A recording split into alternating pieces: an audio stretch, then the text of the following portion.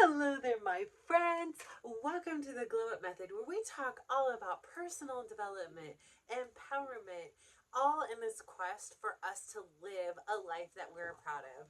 So, my name is Natasha, and I'm so excited to be here with you today.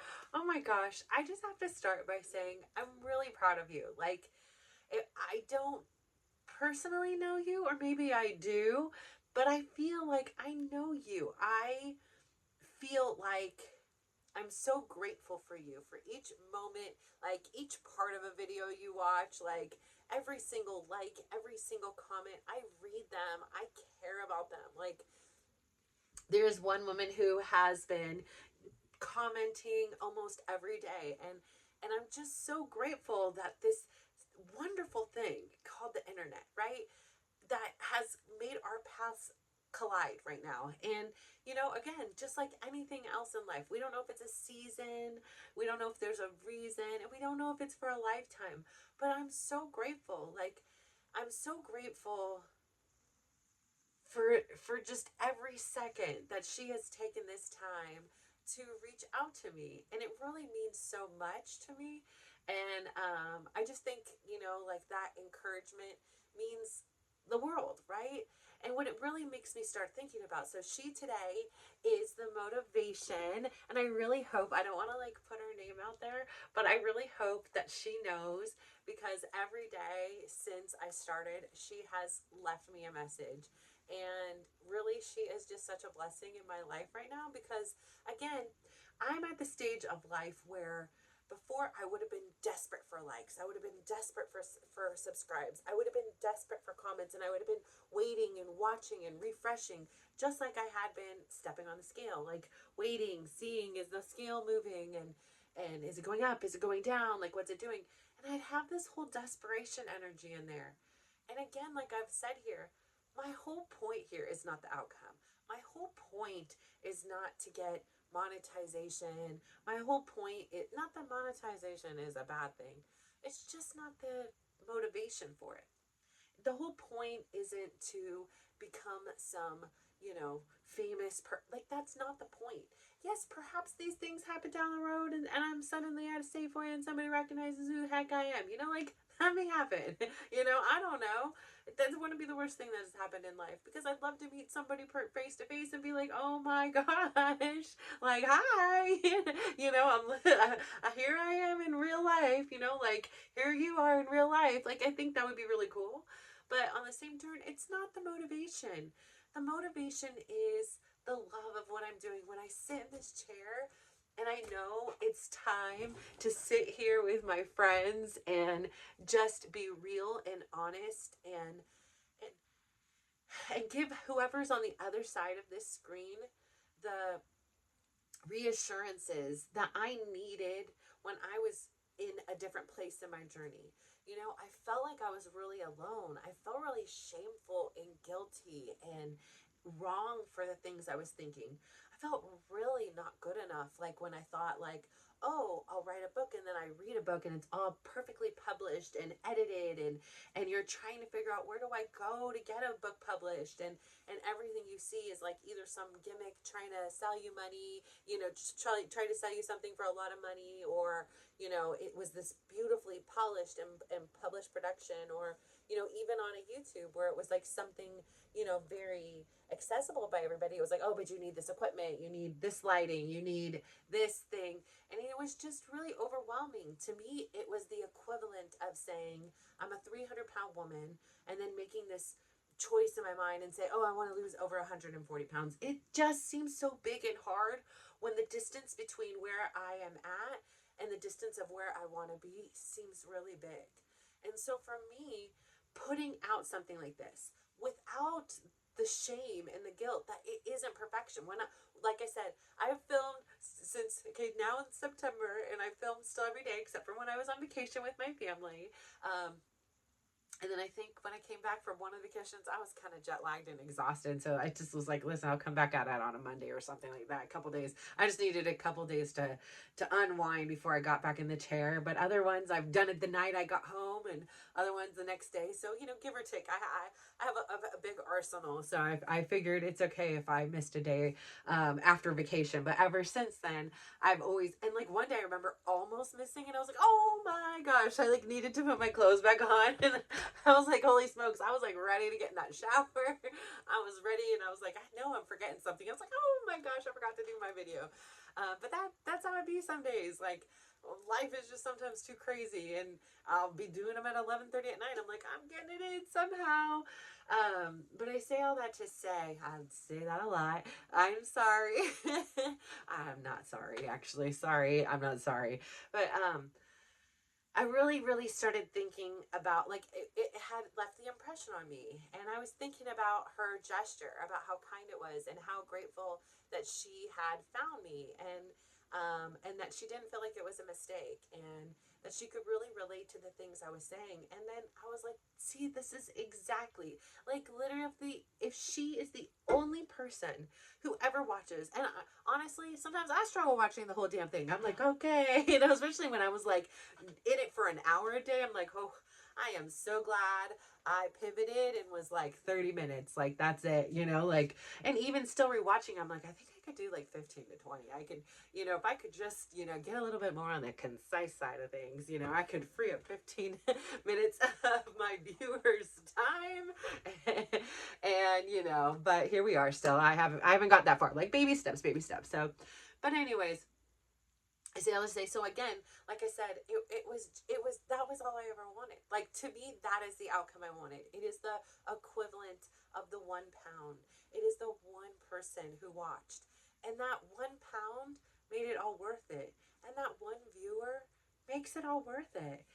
And so I had, earlier this year, as part of my 2024 vision, like, I was really like, I felt like 2023, like 2021 was when I was really starting. And that's kind of when I got my groove on. I started going, the consistency really started hitting in, realizing, like, everything kind of started clicking. Like, it didn't feel so forced. It wasn't like, again, the thing where I had to think about, like, it was over here.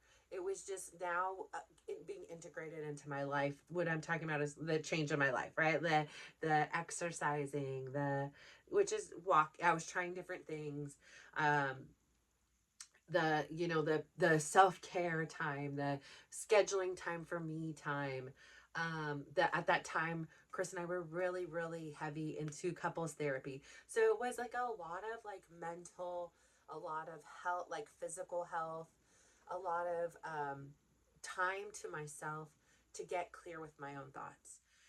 And so 2021 was a lot of like rebuilding. It was like I kind of took the house I had built, and it was pretty ratchet. Like, it was hanging on by a thread. It was like it had been through some tornadoes and a cyclone and an earthquake, and it was still standing. Like, she's a beast. Like, she was not gonna get like knocked down, but it wasn't pretty. Like, it wasn't. It was hanging on for dear life. And so I kind of feel like 2021 was like a bulldozer year. Like, all right, let's, everything we know, let's try to just forget if we possibly can, and let's relearn some new things.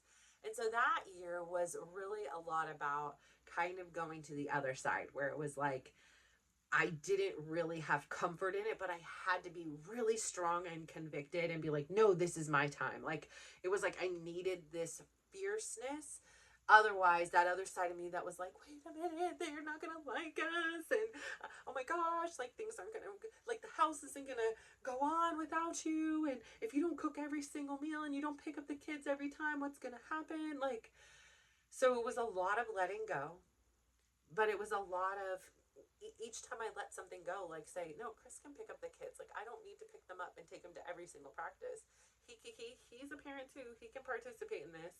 Every time I let something go that I felt like I needed to do, I had to do, it opened up all this time for me to discover what it is I wanted to do or I needed to do for myself. And again, reminding myself that that is not selfish, like was a real mantra. And I think 2021, one of the important things, which is the whole point of what we're getting to here, was it was relearning how to talk to myself. I would say that is at the core, right? So when somebody asked me today, when did my journey start? Or when the question was this, it was a before and an after photo of me because I had invested in this program, which was basically investing in myself. And the way that this program had came into my life was literally at the exact moment it needed to. I had just said, like, I think I need a life coach. I either said it on here on a film, or I said it in my journaling, or I just said it freaking out loud in my room. Like, I need a life coach. Like, there's so many ideas, there's so many things, and I'm not executing on, and I can tell I'm a little bit frazzled. Like, I don't know. I just need a coach or like a manager to be like, here you go, just kind of keep me on track here.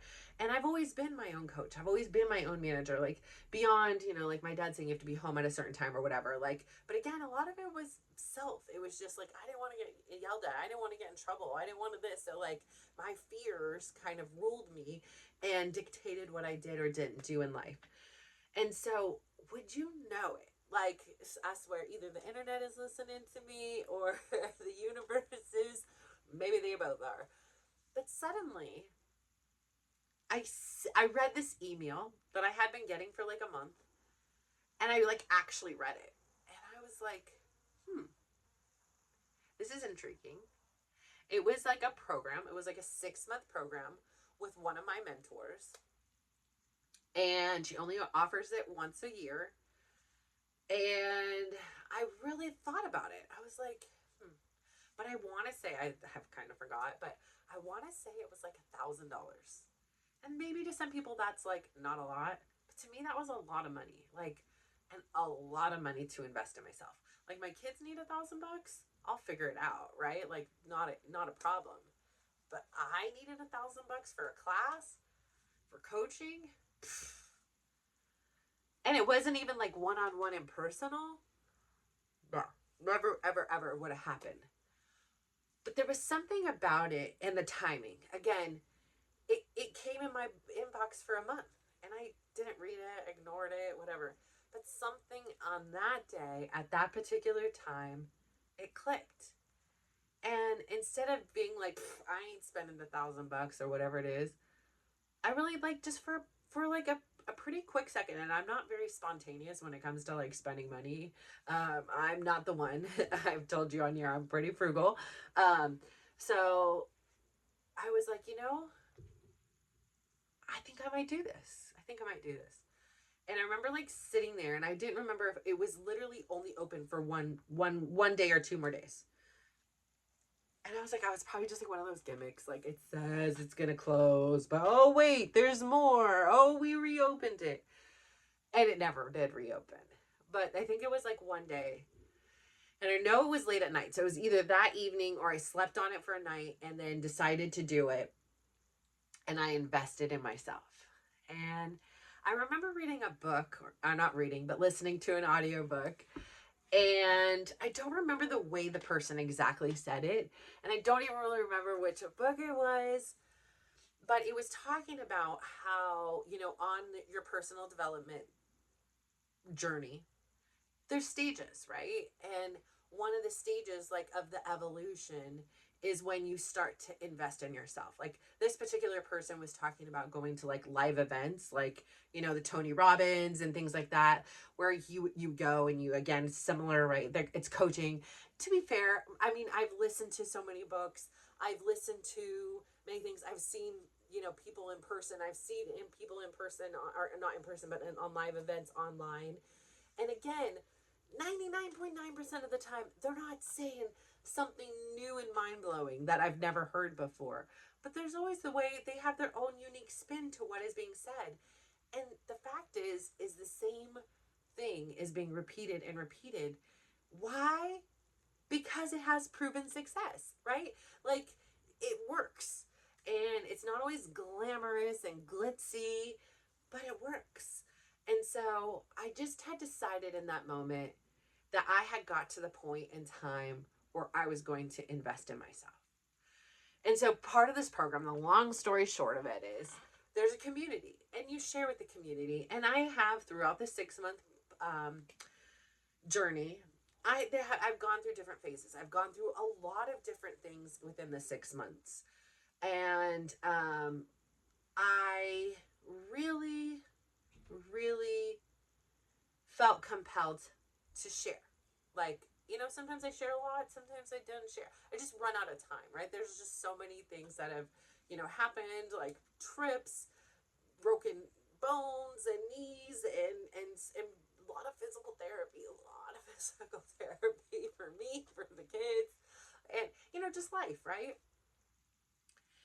And I had posted a before and after photo of me. And somebody had asked me, how long did it take you to get into that shape? And I thought this was such an interesting question. And I sat on it for a minute because I honestly was like, which shape is she talking about? And I just was, answered. And my answer was this, like, the first shape, it took about 45 years to get in. This shape was the result of 45 years of prioritizing everybody and anything else other than myself, and not reserving anything for me, and just fueling, like, going through this life with an empty tank, and thinking that the fumes from their, car were going to be enough for me, and they simply weren't. And this was the result. And that's fine, right? Like, there's nothing wrong with, I like I say, I adore that version of me. Um, now I do. And then the second shape, I then was like, I just went into this big spiel. Like, I was like, that shape, I probably started late 2020, really started early 2021. And because I had started in 2020 and then I stopped again from, Thanksgiving, Halloween, all the way until my son's birthday in February. So I really was like, or after even his birthday. So, and then I think there was Valentine's Day and I wanted my C's candy. So I had to wait till the box of C's candies was done. But I still love my C's. I can never go wrong with a box of C's candies. Anyways, but yeah, I went in, and there was also, like, so many encouraging things. Like, so again, it's the words of kindness that help. And it's all connected here. And I'm thinking, and I really went through the journey and I went through it, and it was just a nice time for reflection. But what I said about the journey that meant the most was the community and the support, to know that people understood my experience and I understood theirs, even though if they were different experiences. Some people are in there, to lean into their creativity. Some people have a health journey. Some, like, there is a broad spectrum. Some people are opening business. Some people are writing books. Like, there's some people are starting podcasts and YouTubes. So there's a broad range of people in there. But what is in common is everybody has had this, like, willingness to share, and then this willingness to support. And I think that's really unique and beautiful. And then I started thinking again too about how just impactful words are. They always say that saying, like, right? Like, sticks and stones may break your bones, but words will never hurt me. And I find that to be totally false. Like, it is so false because, like, for me personally, I used to always say, like, I don't care, like, if you hit me. Like, I mean, I don't want to be hit. Like, that's going to heal. Like, I don't feel it anymore. But some of the things people have said to me 40 plus years ago are still embedded in my heart. Like, those words changed and molded me into a different person because I believed those words that weren't always kind. And sure, there were kind ones too, and I struggled believing those ones sometimes. I'm much better at that now. Like, but words do have energy, right? So the negative ones can really impact you. And again, like I've said here, why do I think I was this big anti-bully, like, advocate? because I was the biggest perpetrator of a bully ever on this earth to myself. Like, no matter what anybody has said to me, no matter what anyone has done to me, everything that I've said to myself is 100 times worse. And it was just constant for so long. I didn't even know. It was just this default right-handed setting that was just playing in a loop. Like, you're not good enough, you're unworthy, nobody loves you. Here's the proof. Somebody just said, Chris told you, nobody loves you, nobody likes you. And you just believe it. You hear the words that, the overweight lover Natasha C, all these things, like, just play and you have a pretty face, if you would just lose weight, like, all in there, like, you're a liar, you're ugly, like, all the mean things that people have said. I really took them to heart and believed them. And I believe that's why I was thinking too about how, when you do that, like, that test of, like, what's your love language? I don't remember, like, what mine was. I think it was, like, acts of service. But I just feel that words are so important. And probably because I am such a wordy and talky person, I really like to, share my words. So, like, I often will, like, ride into the gym in which I go to and compliment the dance instructor, Javier. I will often compliment the staff. I will often, do these things. And I don't do it, like, I do it to them, but I also go to that next level and say, this person has really helped out. Someone was helping me just recently with an issue at Costco. I was like, please make sure you were the assistant manager, but please share this with the actual general manager. Like, I really, really do believe that words have the power to either hurt or elevate you. And what do I say at the close of every one of our episodes? Give someone a smile and give them a compliment, because these compliments have an energy too. And when you tell somebody something, it rewires their brain to hear and see the positive.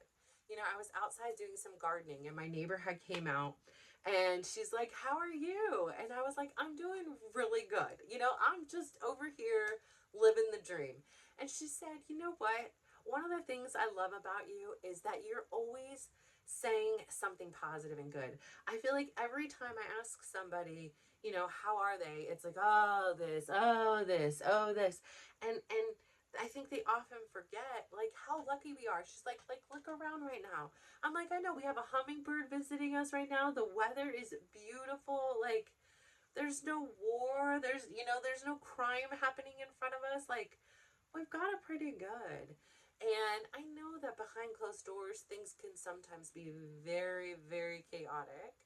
But for what it is right now, life is good. I'm living the dream. I'm standing in my garden, cutting some flowers and doing some maintenance in the yard that I haven't done since before Saudi Arabia. So it looked like a jungle out there, literally. And I was like, I just can't take another day of, like, feeding through the jungle to get into the house. And Chris has made it abundantly clear he does not want to help with anything more than he wants to help with. So this is what he wants to help with, and this is all he can and is willing to do. So have at it, buddy. It's just, again, this is patience is power. This is why I make the choices I've made to move on. Anyways. Bye.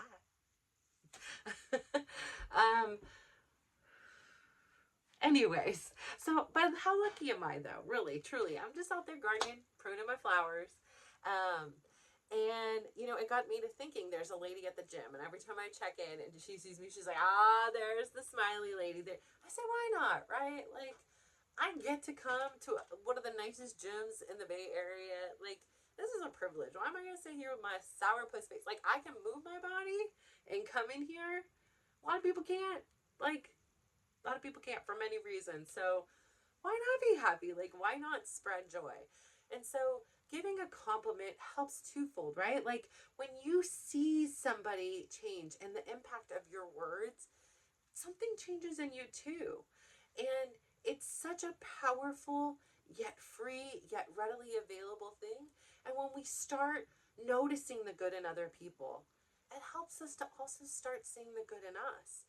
the more compliments I gave, I found like the more compliments I was also giving to myself on the inside. It started to really reflect like the two things. And I really stopped with the harsh self talk.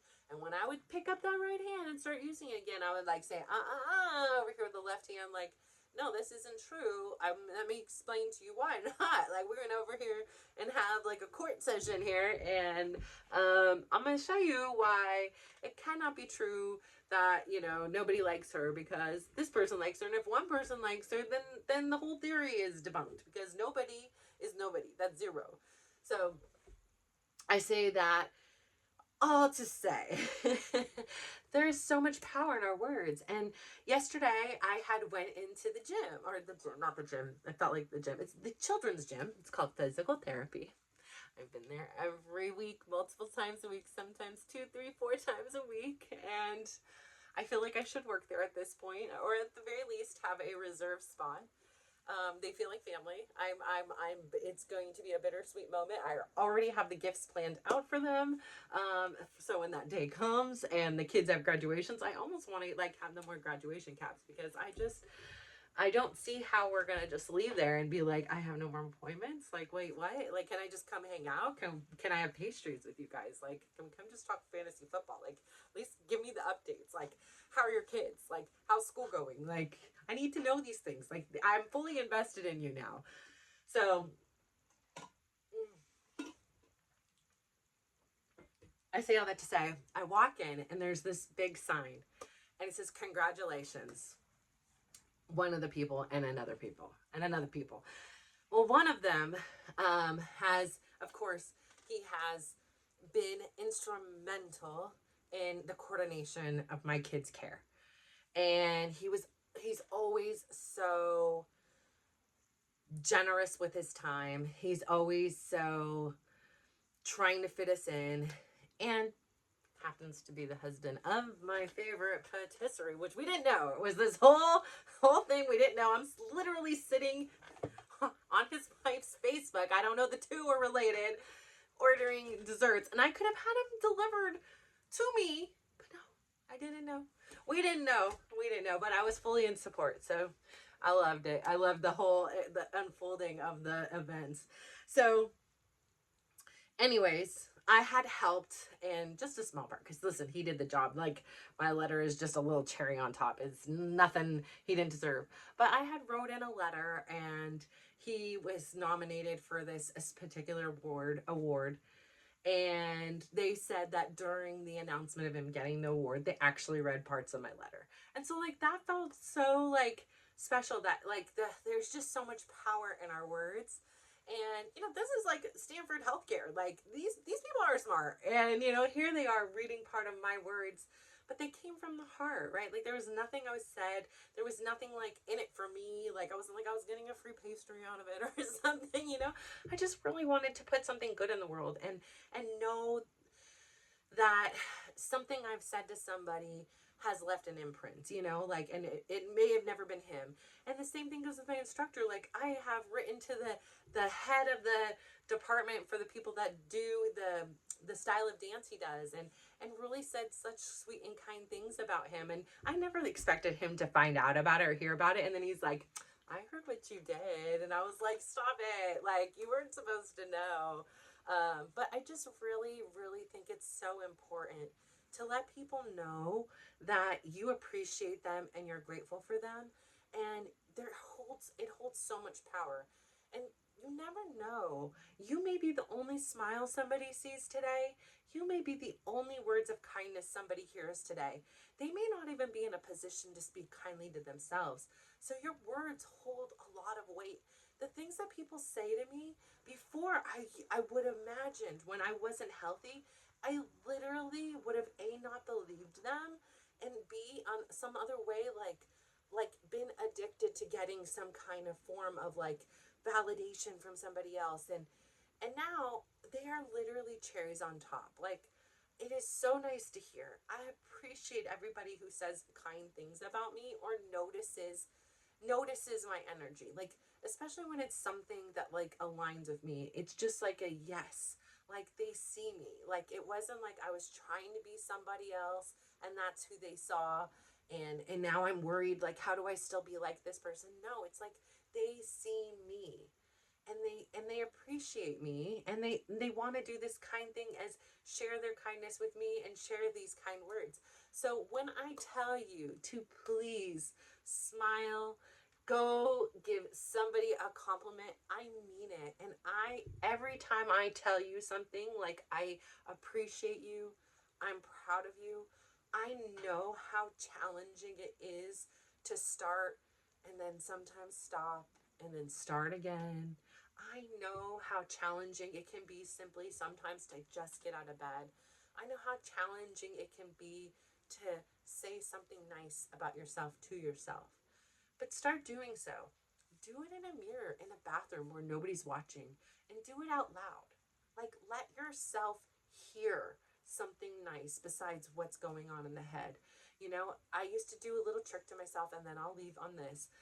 Every time I would start to think something negative that I didn't like about myself, I would say something like, oh, I just was so bad at this, or I suck at that, or whatever it was. In order to reframe it, in order to like break the like habit, I would say, okay, if I catch myself in it, five things I like: butterflies, sunsets, ocean, beach. I don't remember what they all were. I know there was something in that genre, and five. And then it would pass. And then the next time I'd be driving, start thinking it like a negative thought again: butterfly, ocean, beach, sunsets, flowers. And I would just break the pattern every time, every time, every time I would catch myself. And just thinking, shifting that change very quickly from something negative to something, and I wasn't a negative person, but I was really negative to myself. And shifting to something that like was beautiful and pure and that I loved really helped to rewire my brain to stop the behavior. So I say all this to say, please, please, please go out there today. Give somebody a big smile, give them a compliment, and just watch how they glow up. So thank you. Bye.